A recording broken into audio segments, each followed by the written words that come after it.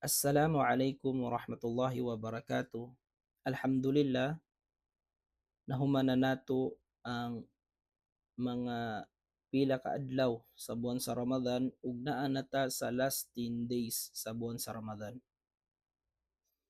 Ug sulod ni aning last 10 days mga higala igsuon, naa diri ang ginatawag nato nga Lailatul Qadr.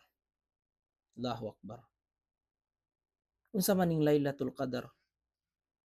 Ingon ng Allah Subhanahu wa Ta'ala, ingon niya, Lailatul Qadr khairum min alfi shahr.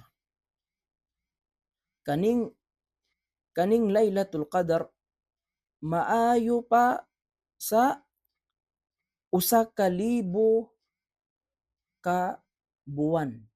Equivalent sa 83 years and 4 months. Allahu Akbar.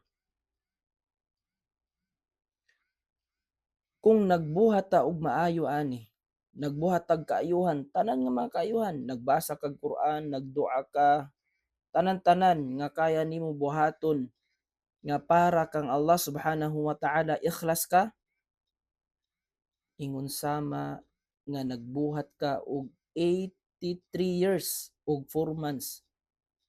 Gilaliman ka na mga higala igsuon.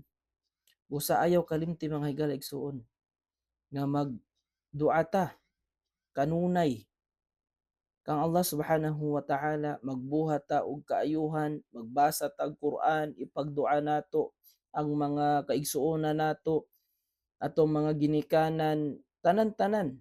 Nagsadaka ka, nagpa-iftar ka.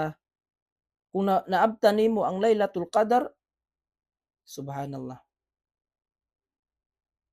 mura kag nagbuhat ana og kaayuhan nga 1,000 months. Subhanallah. Allahu Akbar. Ingon ani ang Allah Subhanahu wa Ta'ala kung maghatag og reward. Busa mga higala igsuon, ayaw kalimti gayud.